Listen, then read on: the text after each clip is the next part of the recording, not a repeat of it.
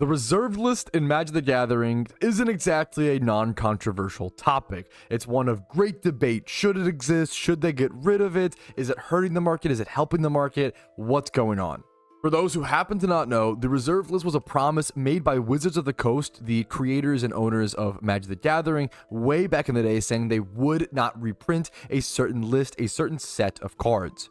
It was meant to help those cards preserve value, and it really has probably preserved too much value. And as a longtime Legacy player and stupidly new age vintage player, I understand how much those values can hurt. How much they can kill a format, but also how much they can kind of act as an investment and really pay off as being a long-term Magic fan. I've certainly benefited from the reserved list. I picked up my Phyrexian Dreadnoughts for $12 a piece back 10 years ago. Now, they aren't exactly $12 a piece anymore. Now, was this a genius investment? No, I just wanted to play Stiflenought when no one was playing Stiflenought. It was really stupid luck, and with a combination of my more experienced and veteran Magic friends really pushing me and encouraging me at the time, thank you so much to Loot, by the way, for actually picking up those Dreadnoughts as soon as possible. I had friends that knew that these cards would spike at one point, and I was 15, 16 years old. I didn't really have a care in the world or really have time to think about that sort of thing. But I'm getting off track. What I want to talk about today is abusing and manipulating the reserved list. How easy is it? Can it really be done? People always say it's so easy to manipulate the reserved list. Could I manipulate the reserved list with only $100? Probably not, number one. And number two, who would be stupid enough to even try? I'm going to try that today. With only $100 in my budget, I am going to attempt to manipulate a card from the reserve list. Now, the most difficult part is actually picking what is the correct card to try to buy into. You have to find something that is actually playable, actually relevant, actually a card that people would want to pick up for a certain deck, not just for beautiful art or collective purposes. You have to hope that it's not too expensive where you can actually buy a lot of them off the market, but you also have to hope there's not that many of them on the market because you can't buy up a card if there's 200 or 300 of them on the market. They're all 86 cents a piece. You're going to end up paying, $3 shipping per card.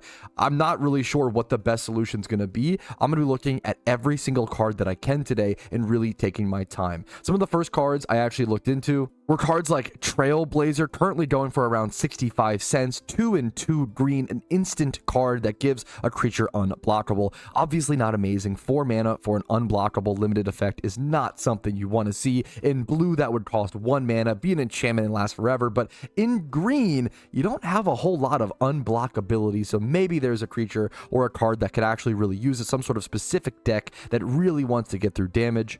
But this card is from Ice Age, and there is just too many of them on the market with 285 current listings. That is not going to be viable for us. Next up was Malignant Growth, a Simic enchantment, 3 and then a green and a blue that says cumulative upkeep 1. During your upkeep, put a growth counter on Malignant Growth, and then during target opponent's draw phase, he or she draws an additional card for each growth counter on Malignant Growth, and then for each card that opponent draws. In this way specifically, it deals 1 damage to him or her. This is sort of a wheels damage type card in Simic. It's a lot of mana. It has cumulative upkeep. It's weaker than everything, and it's in comparison in the same kind of archetype, and there's also just too many on the market.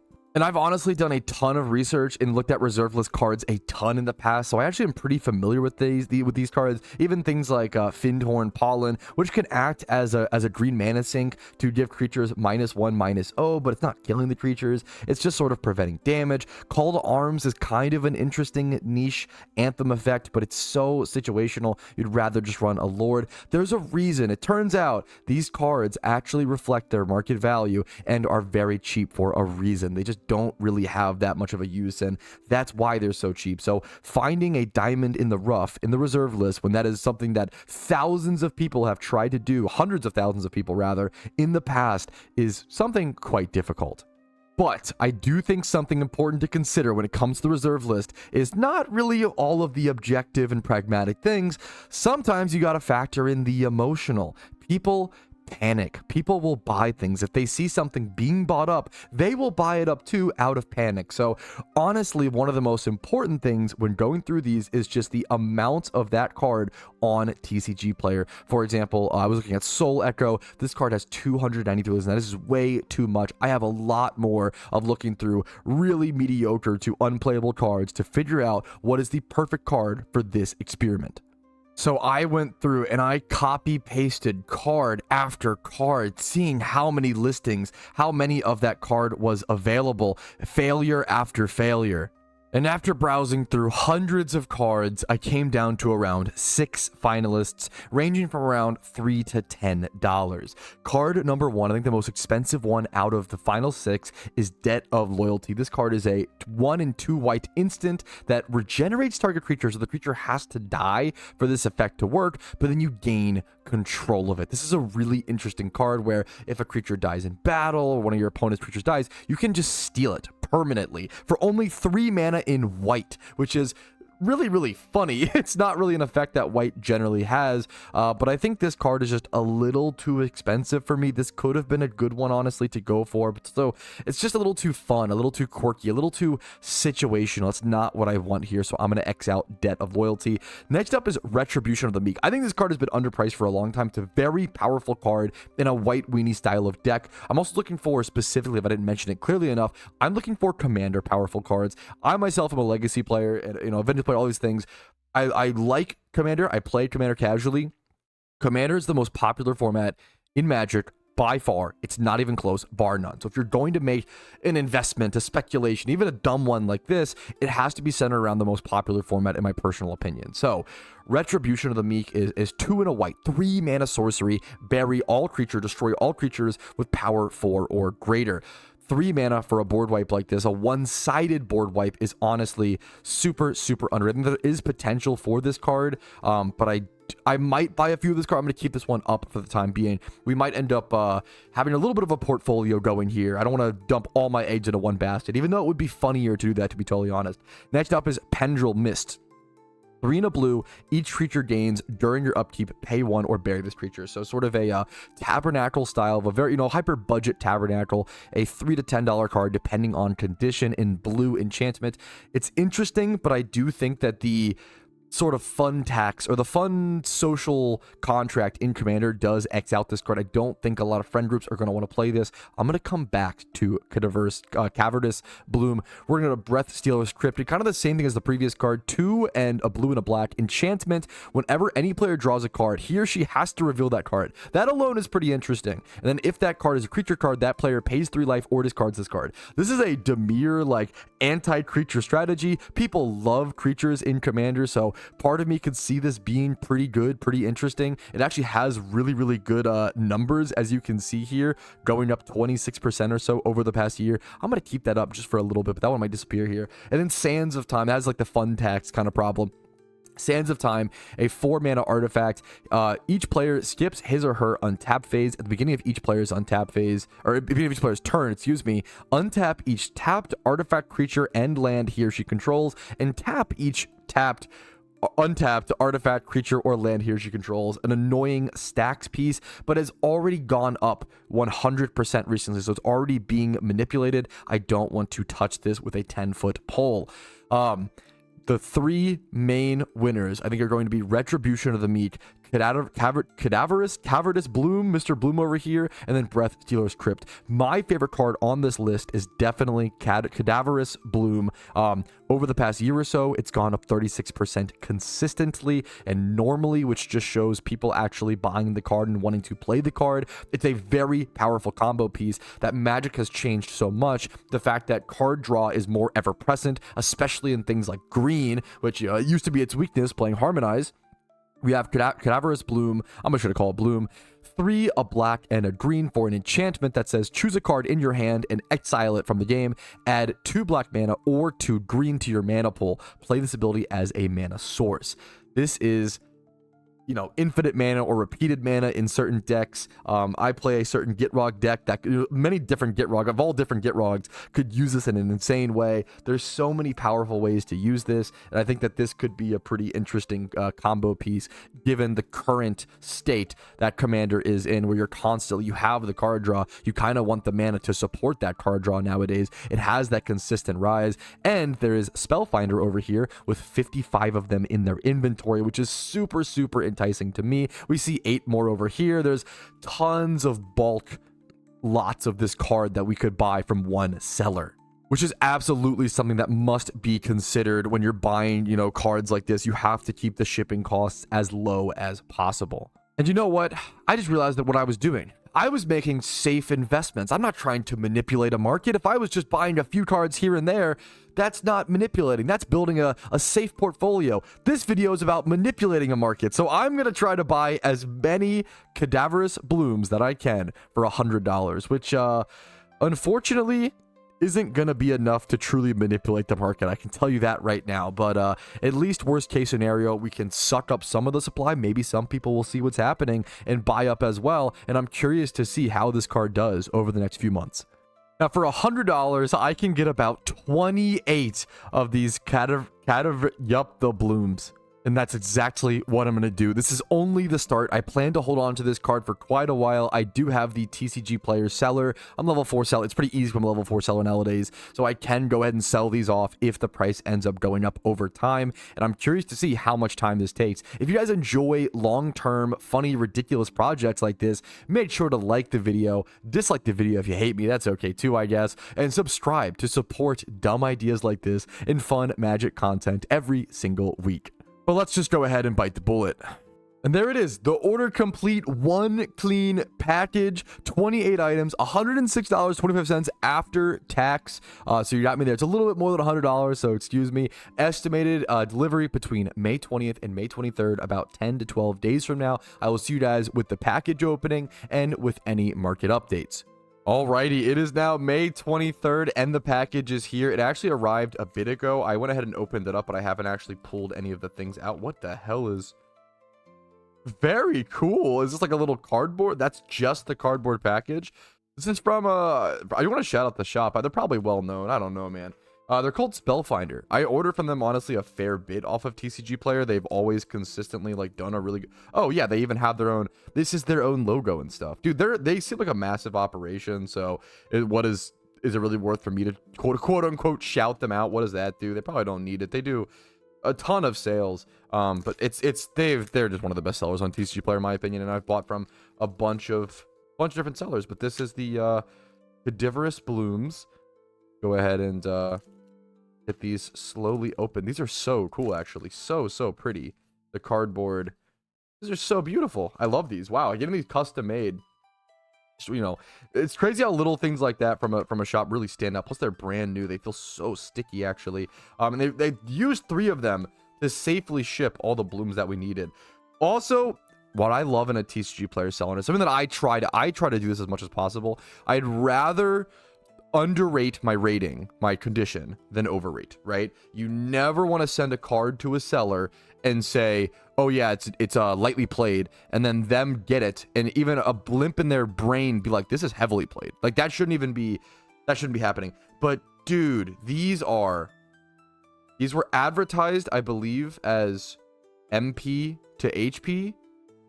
I think a lot of these are going to be LP. A lot of these are really nice. And that's when they're listing like 28 cards. Man, Spellfinder does a really fucking good job, in my opinion. That they're so pretty, actually. We saw these online. Seeing these in person, though, they're just really pretty. I feel like the camera's taking the focus here on the. It loves the Spellfinder art so much, it's focusing on it. These are really pretty. It's kind of crazy, actually. Hard to really. Let's look like a nice little zoom in. People talk about how they miss the old arts in Magic, and I'm one of those people. I try to be fair, where like, is the new art bad? No, not by any means, right? Why is it not? Come on, give me a good day, camera. Come on, do it for me. Anyways, it's beautiful. You guys can see that. It's very cool. You can see the bugs eating the guy up. really getting to them. There we go. The flowers growing over it's fucking cool, man. It's a cool, and I'm not really a person who like, I don't consider myself a gory like art type guy. I don't understand that, but you know what? This I can appreciate the work and the thought and the detail that was put into it. It's really all it is just seeing another person, another human's time and effort put into something. But anyways, I'm getting distracted as per usual. 3, 6, 9, 10. This should be a cold, calculated investment, right, guys?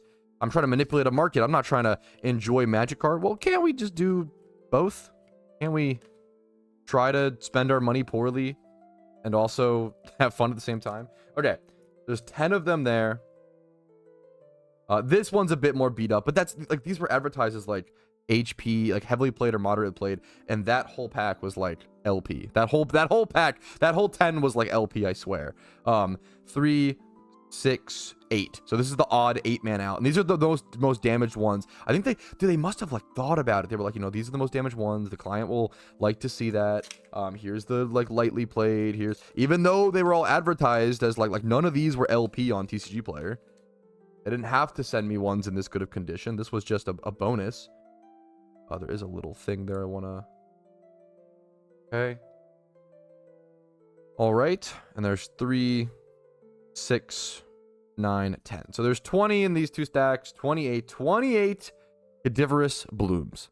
All right, after sorting them out to my own specifications, I firmly believe this top row is LP. Some of these on the right end could be considered MP just because of the centering. The top bar on some of these, the top art is a bit thicker than probably it should be. That's the only thing I could see. But that is 3, 6, 9, 10, 11, 12, 13, 14, 15 LP in my opinion. And I'm pretty harsh on gradings, I like to think. 6 of which are MP, moderately played. And we have more heavily played, which makes a lot more sense. 3, 6, 7 heavily played. Wow, I'm really happy with those numbers for sure. Now, are these the most expensive cards in the world? Absolutely not. Am I going to perfect fit every single one of them because I want to protect my quote-unquote investment? Absolutely yes. And for those wondering, over on MTG Stocks, we can see that the weekly change for this card, it is up 22 cents, and the monthly change up 23 cents. Is that really anything? No, but little increments are still worth watching with something like this. And I did go ahead and log all these cards over on TCG Player. I had a medium price of $3.60. I bought 28 of them, and the average condition is moderately played, so I went ahead and put it in as that. Now, according to TCG Player, it thinks that I've made $73 real profit. I'm going to be honest with you guys and don't say I don't think this is true. I don't think this is true at all. I think if I tried to go sell these right now over on TCG Player, they wouldn't actually sell for that price. They wouldn't make this amount of profit. I'm only going to count profits when I've actually sold the card itself, which might not happen for a very, very long time in the future, or until I'm done with this project and I'm ready to just stick the cards in the vault, because these things could be sitting for years. So am I really going to wait years and years before releasing this video? Probably not. The reality is this will most likely be a part 1 to this sort of thing, and then hopefully 3 or 4 years down the line, I remember to do a part 2. All right, and here they are, all sleeved up, all perfect fitted. We see the HPs over here, the lightly played up here, and the MP down here. I went ahead and marked them. It's kind of hard to see on camera. You can see LP here, MP here, and then HP over here to help separate them and give them actual kind of like folders, I guess. So we're going to put the HP in the back, the MP here, and then the LP is going to be on top. And I'm just going to be shoving these into my, what I call, I guess, my investment box now, very loosely. I actually have, if you haven't seen, I invested about like $18 worth of singles from the new Dragonstorm of Tarkir set. So if you want to see what juicy cards I was able to pick up for really, really, really cheap, foil rares and just really, really interesting niche cards I think could pop up years down the road, check them out. Check out that video. It's also up on the channel. I'll use this as a little divider. I am going to plop all these beautiful blooms into this box, shove this box in the deepest, darkest corner of my closet, and check in on it in a few years. Thank you guys so much for watching this video. If you liked this style of content, make sure to like the video physically on YouTube. It helps me out tremendously. Subscribe. I'm definitely a very small and growing channel, so any sort of support there. Any comments, any polite, constructive feedback is also greatly appreciated, and let me know what you guys want to see is greatly appreciated. Thank you for your time. Have a great day. I'll see you guys later, and pick up one bloom for your commander deck. It's a pretty cool card.